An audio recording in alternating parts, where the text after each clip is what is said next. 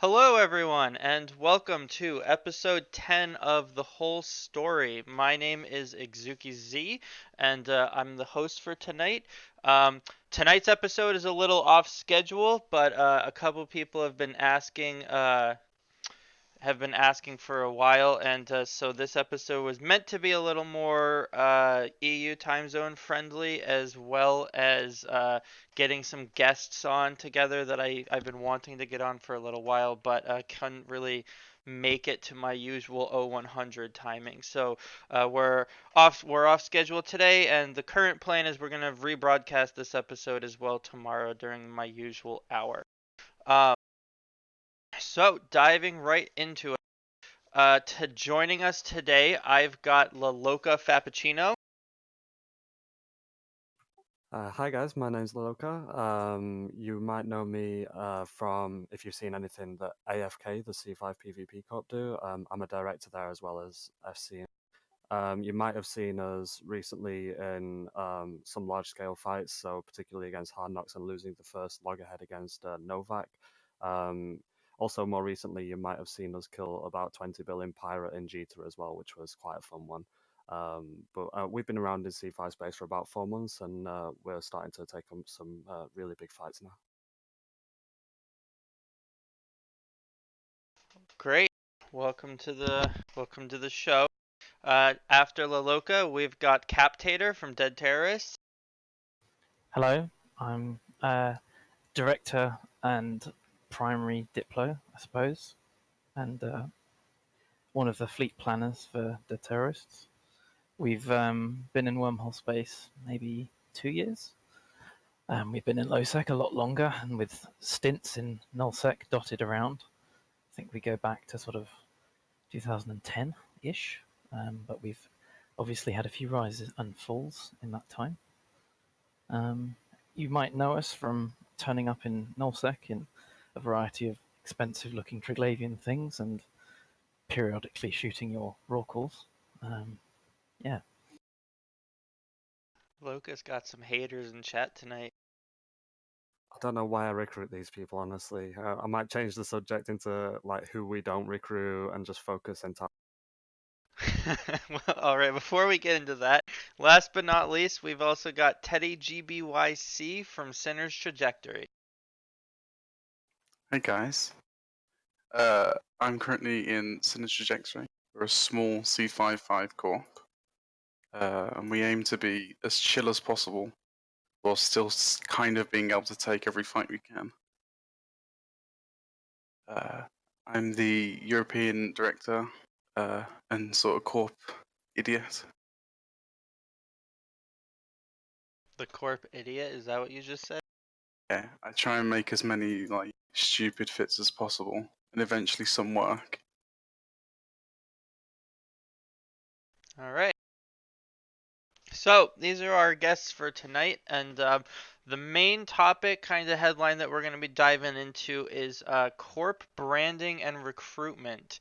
So this was a requested topic from some people, but what we've got is all these people and a little bit of myself probably are going to touch on how their corporations go about trying to convince people to join theirs, pull them into wormhole space, um, as well as what kind of image they see that they have, or they're trying at least, and how they go about trying to set that branding and image. So those are what we're going to be diving into. So I think I'll start us right off with kind of the first question that I'm always curious to hear. Um, how does your corporation do its recruiting? Um, there's a lot of different ways out there that people go recruiting. There's Reddit, there's Facebook, the in-game channel. There's saying that you're recruiting in local. Um, how does your corporation approach the task of recruiting?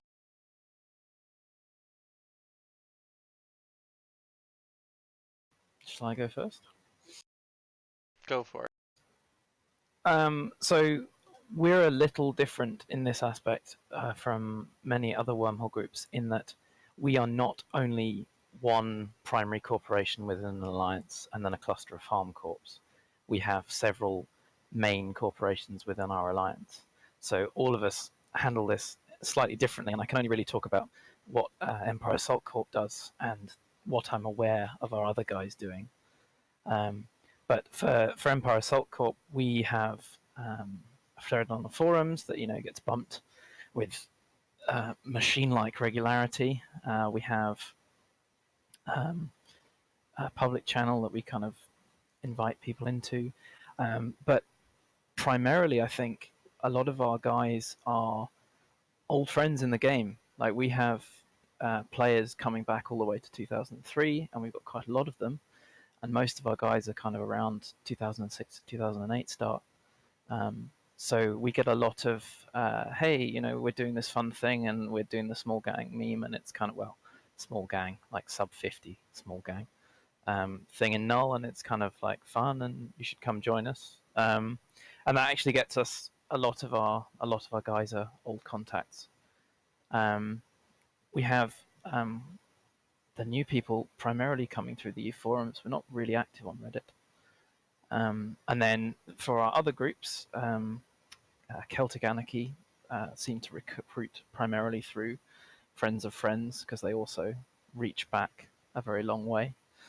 Teddy Bears, similar story, although they are very fond of the spamming every single possible channel with Teddy Bears is recruiting. I'm not sure what the success rate of that is, but there's certainly a lot of effort behind it.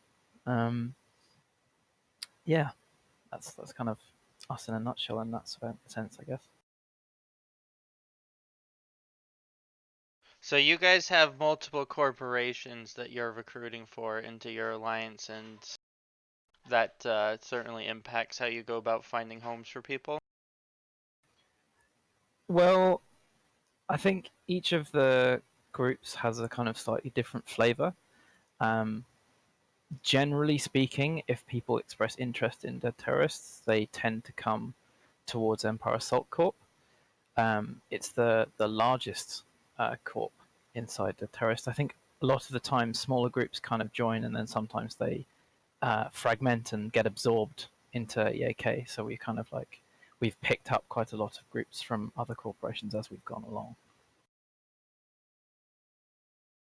All right.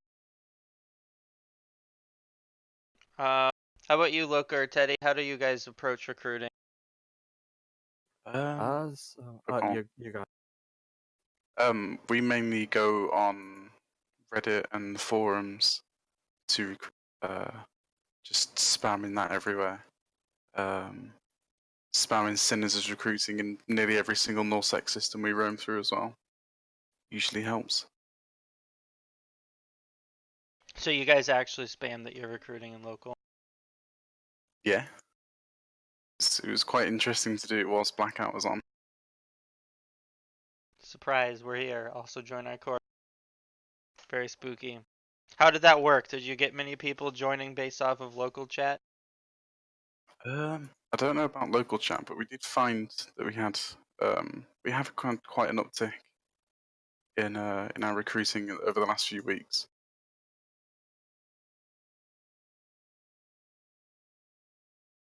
I'm not sure like on the reasons of it, but it could be that just people got used to no local, and now they kind of just want to live with no local. You never know.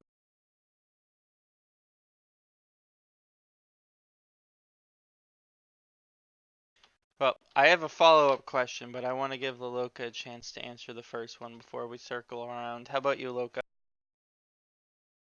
So for us, it's I think we take a bit of a different approach to a lot of people in Wellmoors. So I've had a bit of experience doing recruitment in other courts before. So I was in Lazords for a long time, and I won't go hugely into what they did because that's their process and it's for them to tell you. For myself personally, I'm much more interested in making sure that we're an attractive proposition for people to come to and letting people come to us. It's much more of a passive sort of role. We were very fortunate in that when we formed the corp, it was started up by a group of older players that had previously played in Wormhole Space together, and then they came back together to form this corp that we're now doing. So the result of that was we ended up having this sort of group of players that was like half a corp that we started off with, and then we had to build up on top of that. And we decided to do that just by initiating fights and trying to generate momentum that way. And whilst looking for people who were active, that met similar requirements to the style that those guys played the game with, and just continuously adding to the cup with that. And we found that, generally speaking, as we took the major fights and as we took these, you know, these sort of people say that they're ballsy fights, or these sort of like underdog approaches where you're going into these huge fights that you don't necessarily expect to win, but you want to have a go. Um, People see those fights from the outside and think, hey, I want to be a part of that. And I think that's much more crucial to us, in maintaining the group of players that we've got, and just trying to encourage more and more people to get involved from the actions that we do as a corp rather than what we tell to people. But we'd much rather speak with what we do rather than with what we say, if you know what I mean.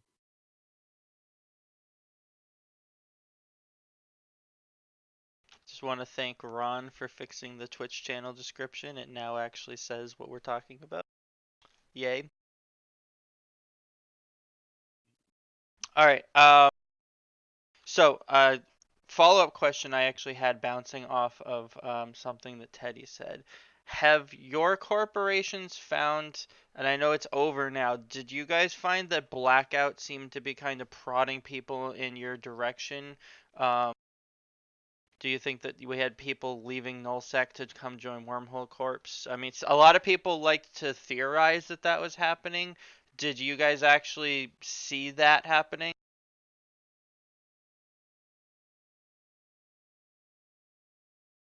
It may have just been correlation, because we also was doing like a recruitment drive at the same time. So it may have just been correlation, but it felt like a lot of people had previously been in Nullsec, wanted to.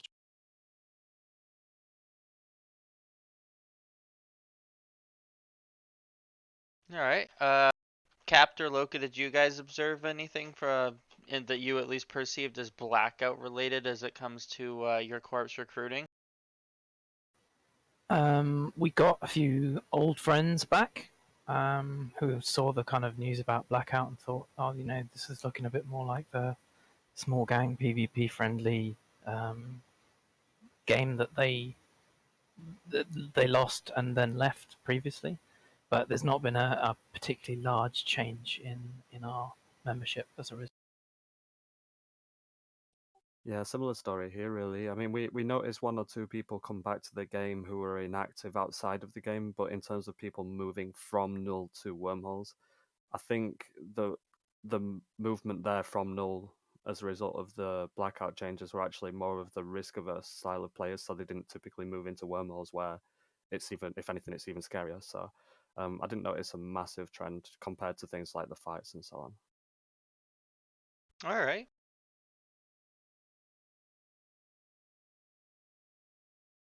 So, leading us towards that direction of talking about your corpse brand. Do you guys find many people that kind of seeked you out when they decided they wanted to join Wormhole Space, that they came to you? You didn't have to, go try to solicit them or, going to try to advertise. Do you guys find people that come to you and say, I've heard of your corp, I've seen your corp, I want to join?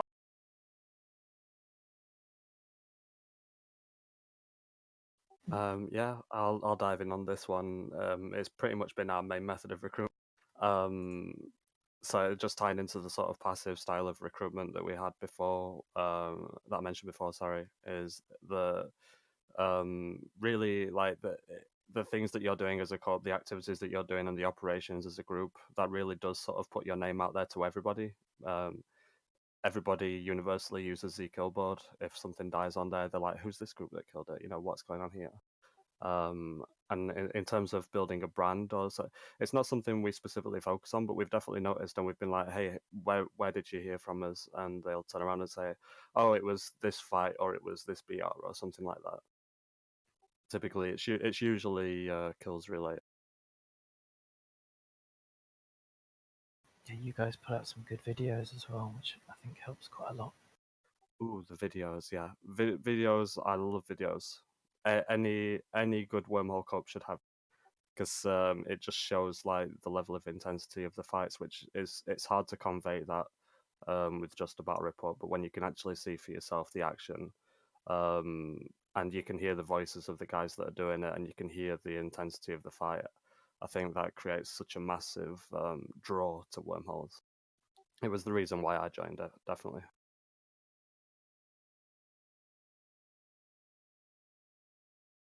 All right. Um, anyone else have anything they wanted to touch on as related to pulling people in and the recruiting before I dive into the branding question?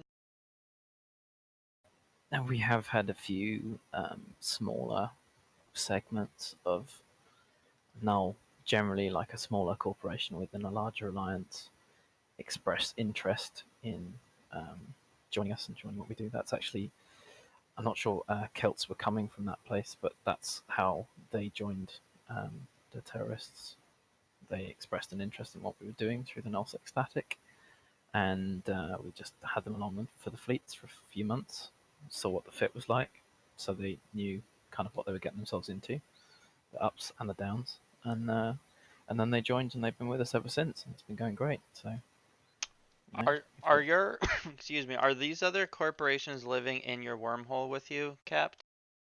yeah. We all live in the same hole. Are you predicting that well, I guess you're already doing it, youth, but the ACL based bookmarks then will It's probably be going to be coming. so good, Yeah. so good. Yeah, at the moment we tend to solve it by having people in all of the corporations with alts in EAK, because that's where most of the people are, and therefore most of the scanners are. But yeah, the ACLs is going to make that a lot easier. I And mentioned and good. I was just it's just some of these groups, have history going back to almost the start of the game, so it's not a case of wanting to roll their corp, close their corp down and roll it into EAK. It's like they want to keep that identity, and I think it's important that we support.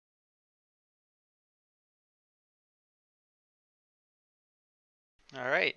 So the other kind of main, or maybe even bigger than the recruiting bit topic I wanted to kind of chat with you guys about was your corporation's kind of brand and image. So the first thing that I'm curious about that I want to just have everybody share is, in your own words, what would you describe, like, what is the image of your corporations? What do you think it is? Not necessarily what other people think it is. But what is the image that you try to sell to people when you go about trying to convince people to join? Like, how do you describe what your corp is? Expensive. No. Yeah, it's hard to sort of like narrow it down to one word, but you'd sort of go along the lines of you know, willing to take fights just to sort of see what can happen, willing to go out there and risk things, going in and fighting 28 capitals on a Fortizar grid. Not necessarily smart things, but fun things. They're the things that I think draw people in, and then in general, if you would just that sort of mentality of I'll have a go is such an attractive one to someone who's looking for an active group to join. Would you define your corporation as hardcore, Laloka? Hardcore in what? I guess that's I that's a mean, that's a valid counter question. Like, would you say that that your corporation is a good place for casual players that only have a little bit of time here and there, um, to try to play Eve? in general, if you don't have a lot of time to play Eve, I don't think a C5 corp of any type is. Um, just the sort of the gameplay style of Wormhole Space doesn't lend towards just being able to log in once a week and do something steady. There's lots of maintenance that's day to day where you need people to pitch in with the scanning and being able to consistently maintain the wormhole with ships, replace ships after they die. You need to be able to log in, go to the high set, get the ship, come back in and bring it in, etc., or have it freighted in, or however you want to do it. There's all these little maintenance tasks that you sort of forget about when you've lived in Wormhole space for a long time. It's actually quite intensive, especially to someone who's not played there before. All of a sudden, you know, you don't have this permanent station, you don't have these permanent neighbors. Every day you need to find out who you're connected to. So you have to be quite active. That you can sort of, as long as everybody's pulling together, that, you know, you can have people take the foot off the gas a little bit here or there and have everyone focus on things that they're good at specializing in. But otherwise, you do that. There is a sort of minimum threshold that you need to be playing the game if you're actually if you actually want to be a part of an active Wormhole Cup. Do you want to do your take, Teddy? Because then I'll say how C3 nullsec static life is very laid back. Sure. I actually disagree with that. We in our corp, we're pretty casual. Most of our guys are working like normal 9 to 5 jobs with kids. I think like our average age in corp is like 40. So during the week we're pretty casual, forming like 10 or so people. But who really cares? Like we're out to have fun. If we can only pull 10 people, we don't have to have a massive armor brawl every day. No, you don't want a giant armor brawl every day. No, not every day. I think I'd lose money far too quickly. My entire kill board would just be red, just for days and days.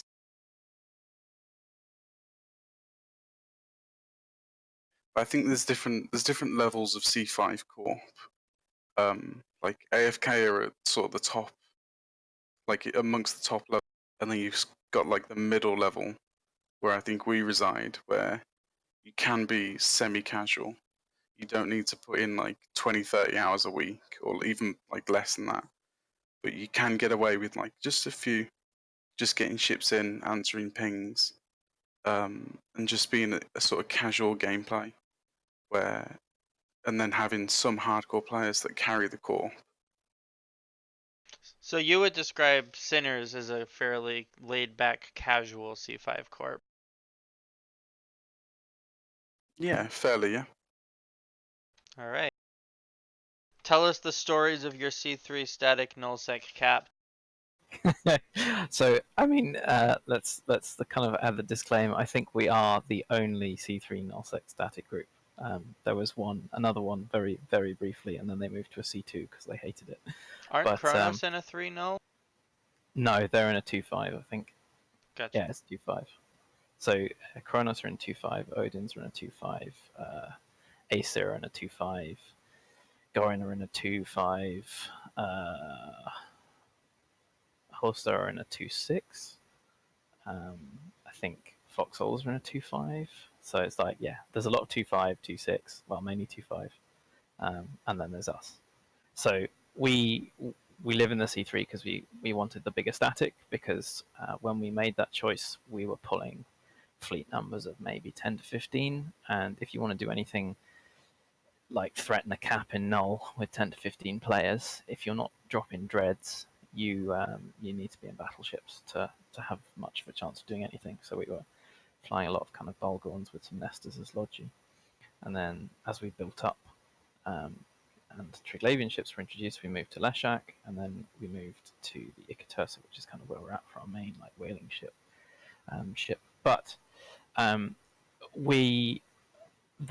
kind of, you're talking about the brand and the activity that we try and communicate to prospective recruits. We like to talk about our home, which we christened New Hagula, as like a mobile gate camp. We just roll the null and we're gate camping somewhere else. You know, we send out scouts and find out what's nearby, and sometimes we go and say hi. And sometimes that involves lots of explosions, and sometimes they're even not us. But our alliance is set up quite heavily around 2 organized fleets a week. So we have a fleet on Tuesday evening EU time and a fleet on Sunday evening EU time. So I was on the fleet just before coming to talk here. And outside of that, there's sort of corp membership drops activity-wise, sort of 20 to 40 people. and then we have the kind of the small gang guys who like getting on, and they'll ping if they need a bit more help. But the predominance of the corp are people with long hour jobs and kids and time commitments that mean that they can't really spend very much time playing. So and that's kind of a consequence of a lot of us playing for a decade. We've all just got older and busier. So we just work around that and we work with it. So we have our 2 fleets, and we do what we can when we're on fleet, and then the rest of the time it's just it's very very much as you find it. So you would also define your corporation as pretty laid back, pretty casual. Something's always going on. You're gate camping somewhere, roaming somewhere, and so people are actually able to log in, dive in, do some stuff, and log back out with you guys. So we basically, if you want to just log in and just do some stuff and have some guaranteed content, Tuesday or Sunday, like during fleet hours, it's the same time every week, unless like FC has to go and attend to something else in real life.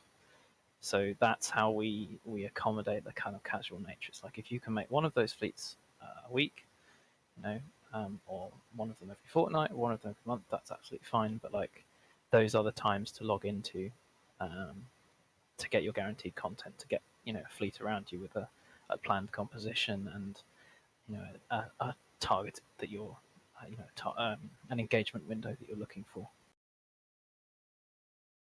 Does anybody else have scheduled fleet times in their crews?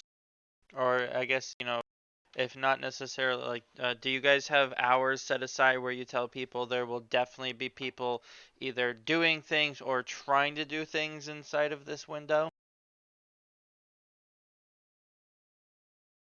The only time we do it is when we want to do sort of either logi training or capital training, where we'll just grab another corp and go on CC.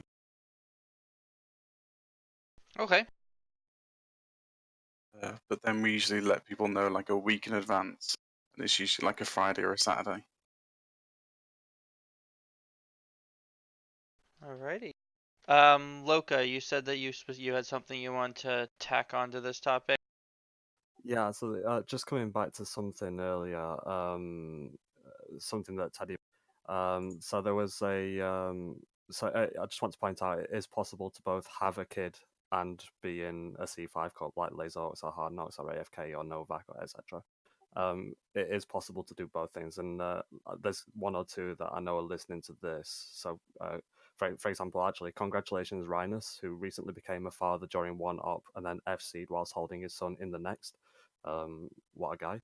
But yeah, so I mean, just in general, there's a bit of a myth that's going around, I think, or that goes around in general, that if you want to be one of these sort of big PvP C5 corps, that you have to have everybody be extremely active all the time. And I've actually found that the opposite is true. The smaller the corp, the more reliance there is on the tasks to get done that still need to be done on a daily basis anyway, on fewer people.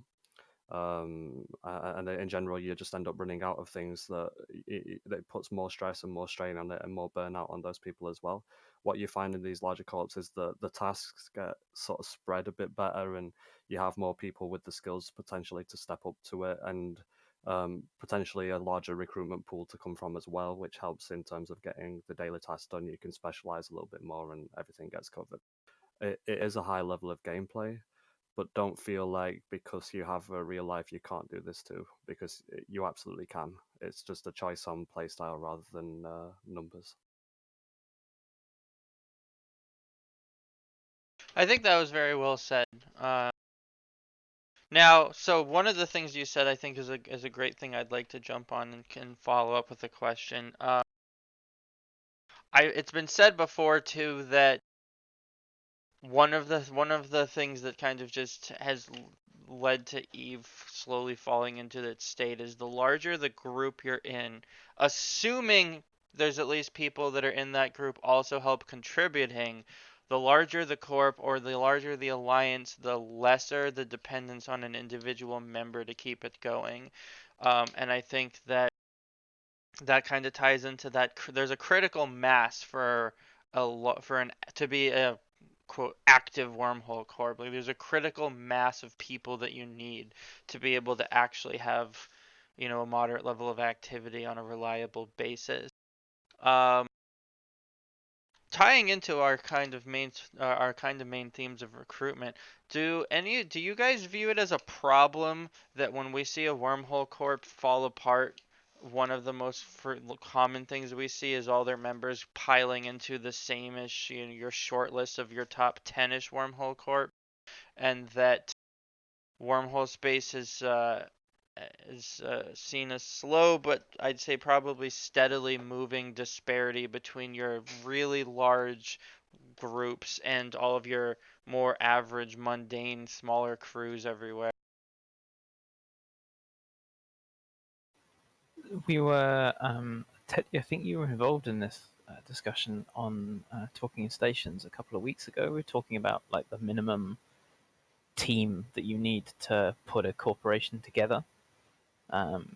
So we were discussing like, okay, you need a leader / fleet commander, someone who actually like has a goal that wants to go out and do stuff, whatever that stuff is. They have a vision, and they want people to, they want to pull people in to follow them to allow them to complete this vision. And you need someone who's going to do logistics, or at least organize logistics so that other people can do it without having to engage the brain. That's super hard. You need someone who has the expertise to know how to put ship fittings together and think about how a group of ships can work together in a synergistic way that gives you, a multiplicative rather than just an additive effect. And I think one of the things that differentiates wormhole space from just the same pressures but in null or in low sec is that one, you have a much greater need for people who are good at or interested in, ideally both, in scanning, because you need them to find your content in a way that you don't when you can just keep taking gates and you can follow the map. And I think that the sort of the additional complexity that Loka was talking about earlier with logistics, for example, all of these things just add a sort of a slightly greater energetic cost to keeping a small corp going. So I think like the critical number of people you need is probably a little bit higher than in a K-space, null, low, whatever. But I don't think it's impossible for a small group to do well and to thrive. I think that particularly if there are at least a couple of experienced members in there, so it's not all new and people struggling to solve problems in their own way that have easily been solved before many times. Oh yeah, I'll bounce on that.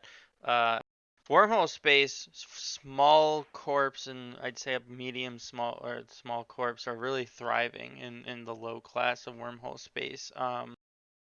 It seems like every time I actually go and crunch some of the MER kill dump numbers, there's a slow but growing number of corporations that are, you know, out there PvPing. There's a lot of new ones. Sometimes it's the same corps changing faces. Sometimes they break up and rebrand and split up and make two corps and whatnot. Um, I think the mindset that it's easy to fall into to fall into the trap of saying that there's not a lot of new blood coming in simply because it isn't always shuffling up into high class. Um, I think high class has its own problems and set of personas that we have going on, but the low class is a very different game, and I think I haven't I haven't actually sat down and published a list of like all of the Game of Holes data that I usually do at FanFest, but every year the number of corporations out there shooting each other seems to increase, and it's certainly nice to see in a world where everyone complains that NullSec has, um, you know, there's like only 3 actual groups in NullSec, and there's one of them slowly eating the others all up. We at least don't yet have that problem in wormhole space. Don't think there's a corp, to use one of Mitani's favourite terms. I don't think there's a corp in wormhole space that is above or significantly above Dunbar's number, which is something that can very definitely not be said for Null. Mm-hmm. Do you want to explain what the Dunbar number is, just for anyone on the stream that maybe doesn't know? Yeah, sorry, I kind of realised that might need a bit more context. So, This is obviously not an expert treatment of it, but Dunbar's number is the size of a group beyond which you stop being able to know everyone in a personal way, and everyone just sort of blends into this faceless mass of people who are also my tribe, but I don't really know in person.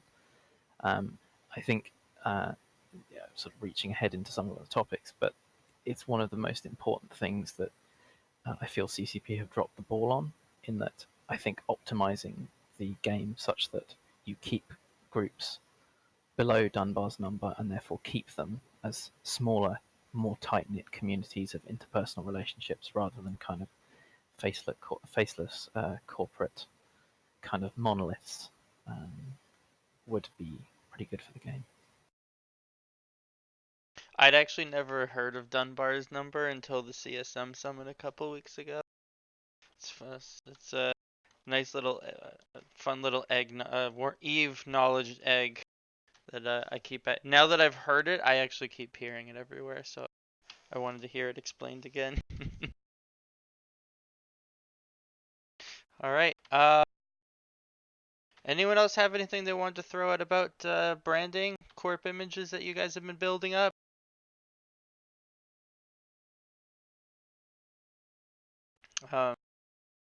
If not, so the last topic that I wanted to have, and I've had this topic in discussion with a different set of people and another panel, but I was told that it was very interesting and people love to listen to it, as well as I think Teddy specifically also wanted to chat about it. So, and that is, when is the era of chaos coming to wormhole space?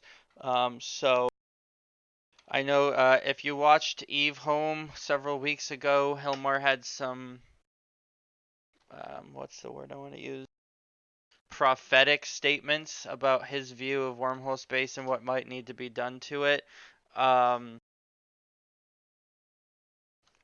since then, we haven't actually seen any changes, but they might be on the horizon. I suspect it's unlikely that we're going to see big high-profile discussions on it from Hilmar and then see nothing ever come of it.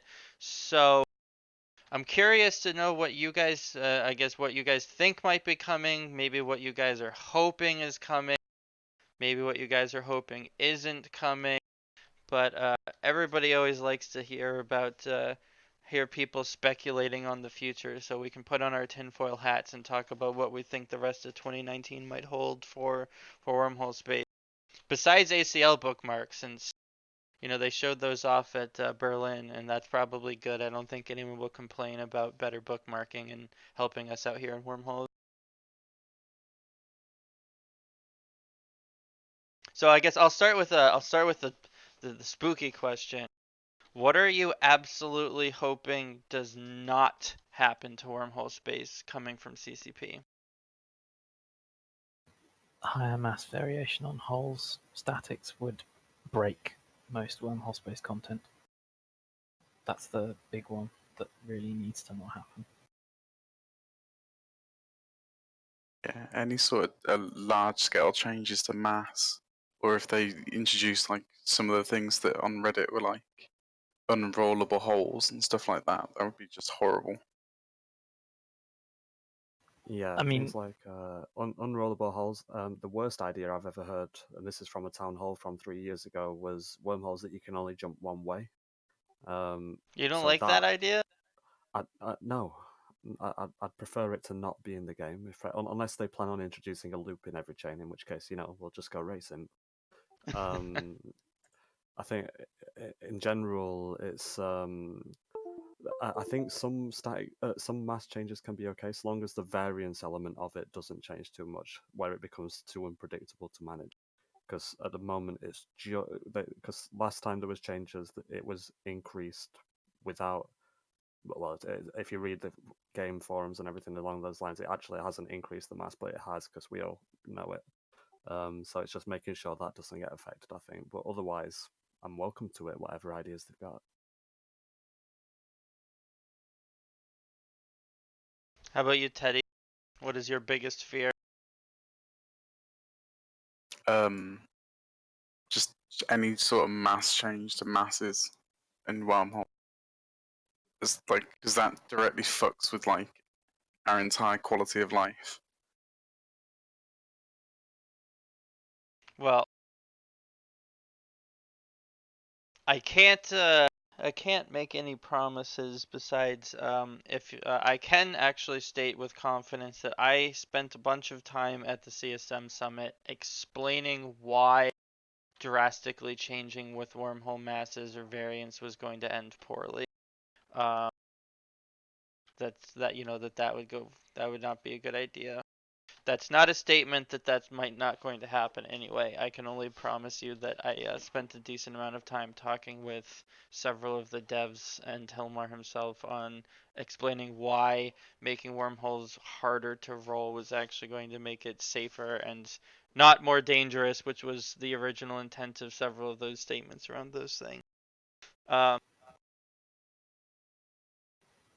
think it's important to note that when we say we don't want static mass variation to change, we're not saying we don't want connections to other places. Like if you add more roaming holes or you change the roaming hole masses, I mean, that's not a problem. But if you change the static masses, that's when you start killing content.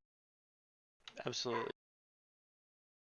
There's a lot of comments in chat channel about frigate holes. What are your guys' general opinions of frigate wormholes? They don't add to the game really, in my opinion at least. I don't think they. There's a couple of cases where but it's super specialized and it's based around things that players have created, things like evictions and so on, where all of a sudden you can get pilots in. But it's very rare that you think, oh, well, if I see a frigate hole in chain, I'm like, right, let's roll it, let's get a new one. Why not? I've never found them that productive since they were introduced. We suffered a 60-something billion loss on the 1st of January this year at the hands of a frigate hole, partially involving scary wormhole people. Many confessors and Kikimoras turned up and murderized a few of our oracles and several caps and an entire whaling fleet beside. And I my remember personal that. experience, my experience of fighting TD Sim when they're in confessors is slightly different. There were 120 of them, so Oof. it was a little difficult to deal with. You know, fortunately, Loka, I have not actually been on any of those fleets yet, but one day I'll be there, and you can collect an exo corpse when we manage to warp all of our frigates right onto a smart bombing battleship and watch them disappear. Yes, that was The very best part satisfying actually to was watch. that GIF is like painful to watch, but also hilarious. When they were getting ready to do that a second time, I specifically poked them and told them to make sure they didn't do that. And then they promised they wouldn't and said, "But don't worry, EXO, this time it's not a red giant." And proceeded to warp all of the confessors into a saber bubble and die to smart bombs again. Just not in a red giant that time. So we're very frigate wormholes are our specialty. It was very entertaining from our perspective. I mean, we just watched this ball of confessors land at 0 on us and then disappear, and then there was just a little ball of corpses. Just at this, it was like this, like when you open your probe window for the first time and you click the button and they just all go in that perfect sphere. It was like that. Haha, made you look at corpses on your overview.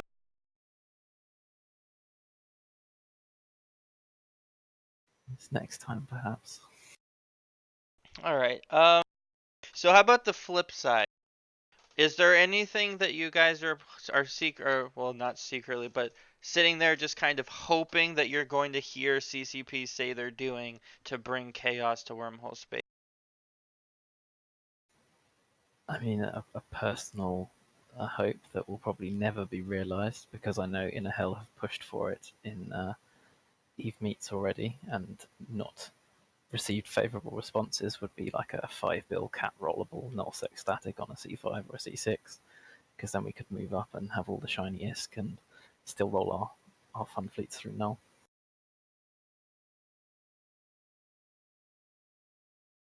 But it's like pie in the sky. C6 dual statics is actually really popular from what I've heard from people in general. I know it's popular within our own club. We would genuinely consider leaving the C5 and moving up to C6 space if there was dual, just to make use of the content. And the increased connectivity to other PvP groups as well, that you'd get with that. Anything that sort of promotes. I think the thing that brings people to wormhole space in general is the really high risk but really high reward, both on a PvE level and a PvP level. So anything that continues on that trend, where it actually turns into where actual risk turns into actual reward, where it's not too manufactured or it's not trying to get around it in some way with frigate hulls and things like that. There has to be real reward to go for it, and that in turn generates the expensive ships that we all see, and then that generates the fights, and then that creates videos, and that brings more people into it. It's just this cycle where the more risk and the more reward there is, the better it is for the actual space of the game. Dual statics in C6s would definitely be one of the ways that we could do that. And I know it's not a popular change in K-Space in particular, because I know that increased connectivity is never something that they really want, in general anyway, from a crowd perspective, definitely. But that is something I'd be 100% behind. I think it'd be a fantastic change. I mean, actually, even if there was just a high mass connection down to a C3 or a C2, so you could take rollers through, and once you'd found one with a null sec or a low sec, and then roll it, so you could rage roll in your static rather than in home, but that would be another option. I think the 21 static drifter holds probably proving more problematic for null and crabbing at the moment, given how many bomber fleets tend to like living in them. What do you guys think about the idea of random wandering holes that just have an absurdly higher amount of mass that would occasionally connect two systems with, let's say, like 5 or 6 billion? Null to null, great idea.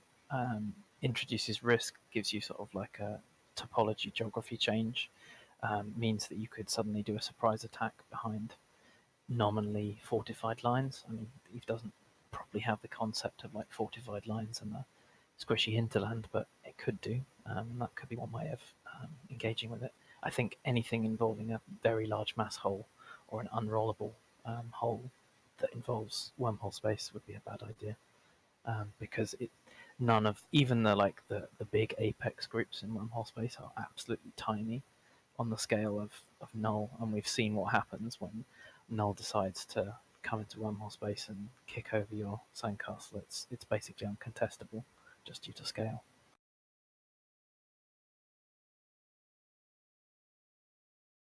You've been a little quiet, Teddy. What are your thoughts?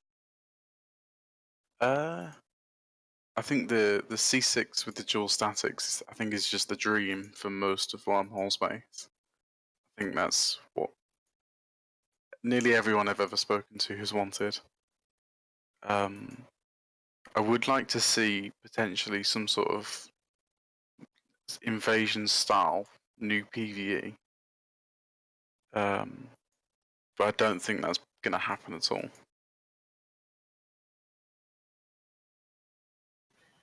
PvE rework it's probably a topic worth its own several hours worth of various ranting and theorycraft. We could have an entire episode of me talking about my ramblings from the CSM summit of things that I yelled at them for. But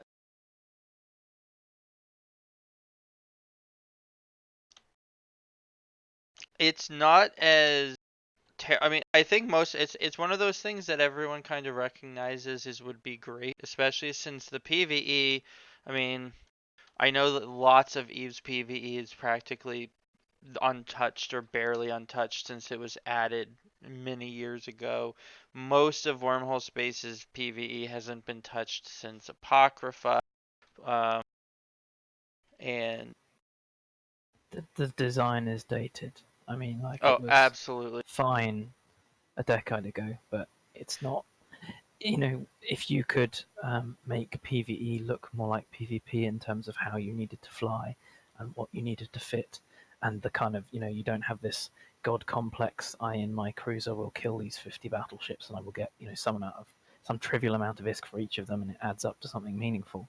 If you turned up in Anomaly and there were 3 ships that were the same size class as you, and you had to actually skillfully pilot to beat them, but you got a good reward, I think suddenly you'd see a lot more people in PvP, because they wouldn't feel like their skills and their efforts were completely unrewarded, and they wouldn't feel out of their depth to the same degree. I think the tool, like the wormhole PvE, is so old that I think the tools that they even use to build them aren't even in use anymore. They've completely redone the way that CCP builds dungeons and like PvE encounters and stuff, so that stuff like the abyssals and the invasions were built from the ground up on an entirely different system. And it feels like it probably a bit too, but They're definitely much more the direction you'd want to go. Like Diamond Rats are almost such that you would want to field a kind of PvE comparable fleet. They still have various like bullshit NPC mechanics, but it's certainly a massive progress in the right direction.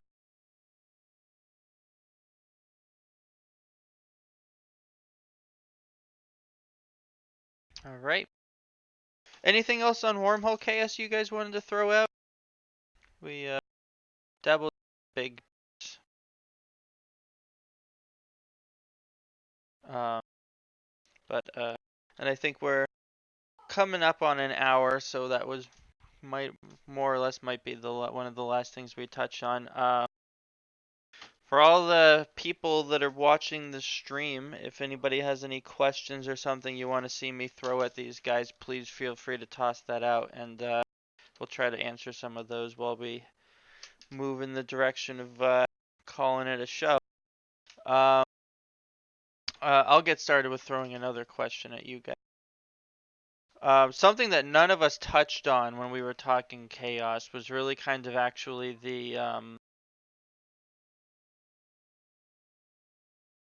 kind of PvP meta, or ships in general. So like we talked about, we don't hull rolling and new static. Um, is there something that you guys would like to see as far as ship balance goes that might help? I say help, shake up the wormhole meta. I mean, maybe you think everything's great now. Is there something? What's the top of your wish list for something that could make conflict in wormhole space a little more interesting? I think if all the T1 battleships and the faction battleships had their mass lowered to Leshak mass, I think that would open up a lot more options. Barring one for each race as a roller. Yeah.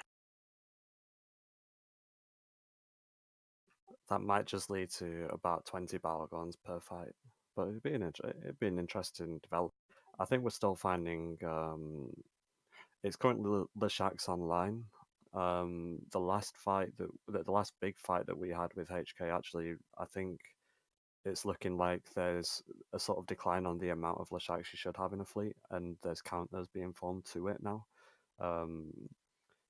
Largely because I don't mind sharing this as well, is one of the things that happened in the first fight from a PvP standpoint, just to if you've not been involved in wormholes or anything, the typical fight that we have, the big groups against the big groups, are these big armor brawl things where we're in close. There's usually one fax and a couple of dreads, or one dread, one fax, and a load of battleships, and typically we'll use Leshaks with it. And something that we did in a fight is we spec tanked our Leshaks against other Leshak damage, and then we were able to punch above our weight a little bit. And then the counter to that was to include DPS that could vary up a little bit more, which Hard Knocks use Loki's for. So there's some developments in meta that have happened since the last major fight, at least I was a part of. I'm not aware of any major changes, but I think we're still finding our feet a little bit. A positive change definitely was the reduction in strength of faxes. I still think they're a little bit strong, but we've gone in the right direction with the changes that they made to those before, with the speed of the rep cycle. It's made it possible that in addition to Abyss modules has brought back BLAP comps again. So which is an interesting way of breaking through subcaps with a fact still alive. Previously, you just had to break through the dreads and then grind through this fax over time until it ran out of charges. But it's still a little bit strong where it is. But I think we're still finding a way through the meta at the moment. I was actually going to ask that question on what you guys think about faxes. So a couple weeks ago, I ran a survey to try to get myself some data points for the CSM summit, and we actually got we got just shy of 1,000 responses. And something that I found really interesting was Wormhole Space was very divided. I think it was like 55-45, very divided on whether or not faxes were in a good place. And I did a little digging, and it seemed to me like whether or not you feel like faxes are they're at the right point in Wormhole Space boiled down to how large your corp was. Um, if you're in a corporation that's capable of fielding larger 20, 30, maybe into the 30-man fleets, then you were much less likely to feel that faxes were a problem, whereas smaller corporations we're much more likely to say faxes are an issue. I think there was this very strong correlation between people that said they lived in a 1, 2, or 3 that also basically said if I see a fax, our fleet just disengages because we can't kill anything with a fax on field. Uh, so I thought that was an interesting point. Yeah. I'd like. Sorry, go ahead. I was just going to say a thing that frustrates me about subcapital logi versus cap logi is that it's pretty discontinuous. Like you can stack up a load of guardians or Zarmast or whatever, and you get a sort of moderately solid logistics core, or you could have one pilot that can do like 2 or 3 times that, and there's not really much in between. Like if, for example, if there was like a T2 Nesta or something of that kind of nature, you would have the option of, okay, yeah, we can put all our eggs in one basket and have the super shiny fax, or we could have like 4 of these shiny Nestas, or we can have 15 Guardians or whatever. And I think it's the discontinuity in power between the subcapital logi that you can use and the fax that really kind of emphasizes how powerful it is. Yeah, there's definitely a gulf in class between T2 Logi and fax. You notice that if you ever go into a C4 Corps home where they have faxes, by the way, and shout out to Baguette. But it's if you in general, if you're wanting to fight again, I think the reason why faxes became weaker to C5 groups was partially because of the nerf that they did, the smaller nerf, and partially because the DPS in fleets rose significantly when everyone started using Leshaks. I think things just started breaking a little bit more. And then obviously you have the Abyssal modules as well, where we're using the 99% webs, and now Dread Blab comps, which weren't seen for a few years, are now back in play for quite a few corps. So I think it was more a leveling off, but obviously if you don't have the numbers to field that many Shacks, then you're going to struggle a little bit.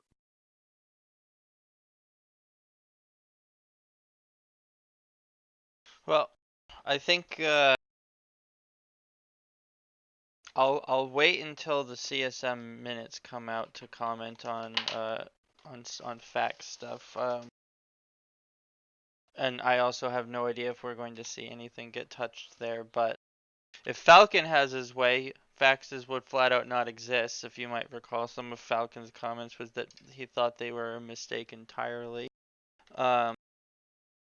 But it would certainly be a shake up to some of the larger groups that are using faxes more commonly to make changes to faxes. So I guess we'll see. And at some point, if or when those are announced, I'm sure we'll have another. I'll have another episode, and we'll have a session just to talk about fax changes. So I'm gonna field a couple questions from the chat now. We had a question about the Sino change. I think this is probably the best answered by Capped, but everybody else can feel free to jump in.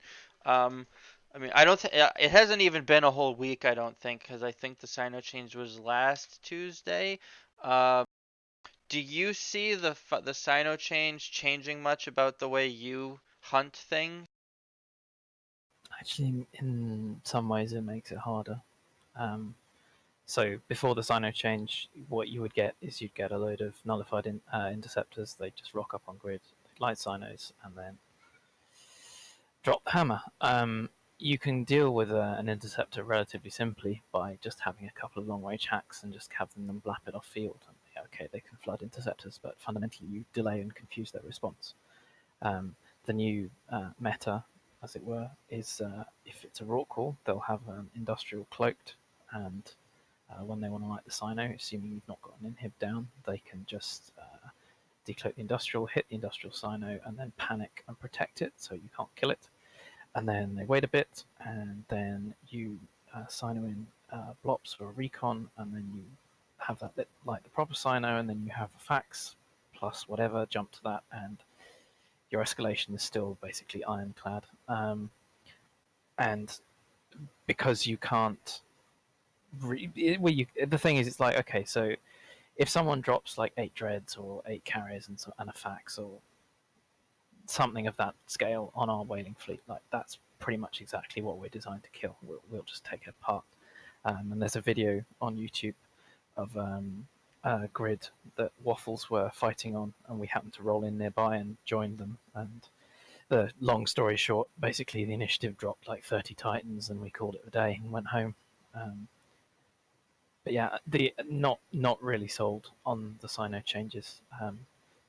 The covert Sino, the sort of recons and black ops being the Sino carrier is a good change, but it's a good change only when combined with several other important changes to how Sinos work. I think because fundamentally, the instantaneous nature of them is what makes them so powerful, not what ship they're on. I think it's kind of it was meant to be a fairly low effort on CCP's end attempt to continue to shake some things up, but I think you're spot on with, if we want to see a real shakeup, we've got to change more than just what ship's lighting the sign up. Loka or Teddy, did you guys want to add anything on that question? Our industry director loves it because demand for capitals already in the wormhole went up by about 3 times. Demand for That's about right. capitals in your wormhole went up? Yeah, because people don't want to move them anymore, so they're just like, okay, I'll just buy it already there. Oh, I see. Yes. Okay. Anything for you, Ted? Our nullsec roaming fleets are about 5 people, so we couldn't take on anything with a Sino anyway. So we haven't really noticed the change. That's fine. That's an answer. I would just say, sorry, something I forgot. One of the massive advantages about Sinos being restricted to a certain number of hull classes is that now you don't have that constant pressure of every single ship in this fleet could have a Sino fit. So when you're taking out something that isn't whaling oriented and you're trying to look for kind of more of a sub fight, you now have a particular ship that you are concerned with, or a particular set of ships that you're concerned with being on a grid, and otherwise you feel relatively safe to commit, which is a very nice change.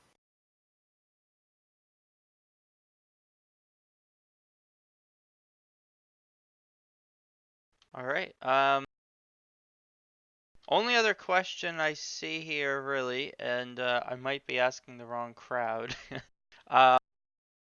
What do you guys think about if wormhole space was to get better moons as far as mining goes? I don't know how many of you guys are mining in the first place. I know Sinners is. We've killed some Sinners orcas before. Do you want to go, Teddy? Because I can certainly jump on that.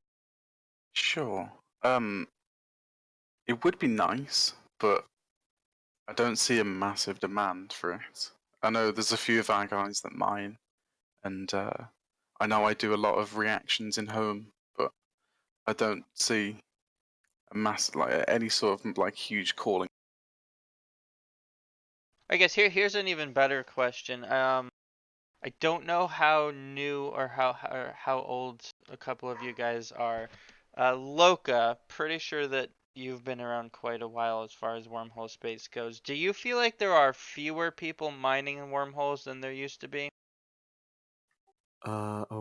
I mean, a lot of my experience in, well, some of my experience in wormholes includes tackling a prorater in a saber and then losing my slave pod to the prorater. So I don't know if I'm best qualified, but I mean, in general, I don't know why, but I feel like 3 years ago there might have been some more in low class space, but I don't know if that's just because I was in and around there a lot.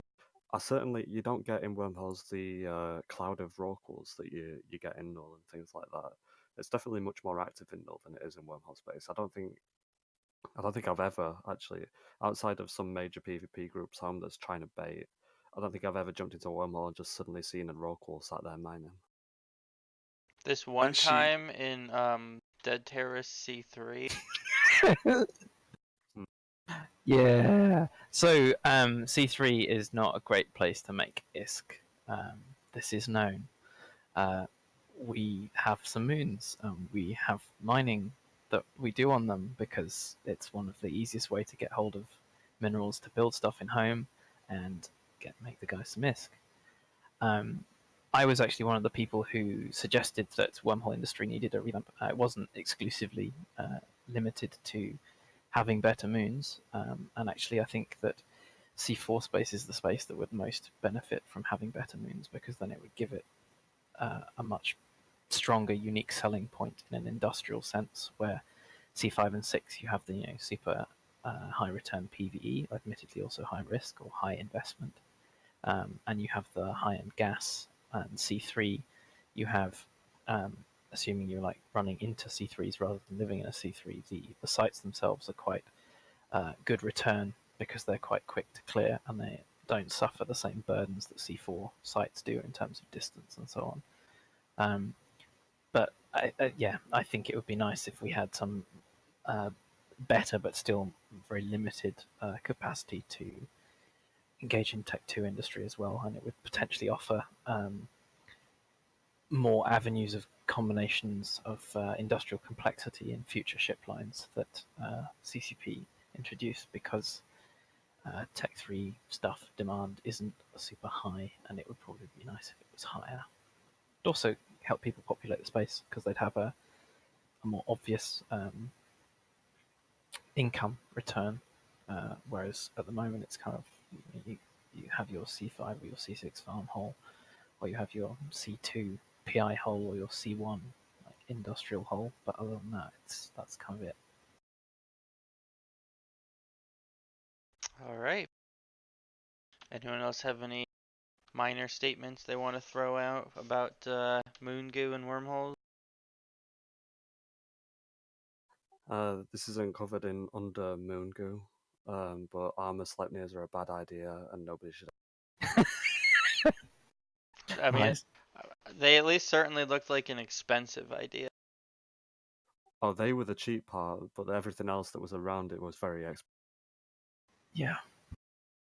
It was a composition that arrived a few weeks too late. And didn't leave early enough. All right. So I think we'll close it up here. Does anybody have any quick shout outs or anything they want to throw out to the audience before we wrap up? Just recommend watching the videos that I'm sure all of our groups have produced that give a very good indication of kind of what at least our PvP looks like and how it works. Don't look at ours. We haven't posted any in forever. Look at the ones that we put up about TDs, and then in general just watch. If you love like the sort of concept of wormholes and you're not sure about whether or not to get involved with, or in general, if you're already here, you probably know this anyway, but just the videos that people put out of some of the bigger fights and some of the operations that people go on, they're absolutely insane. There's a whole load of content on YouTube stretching back to 2012, 2011.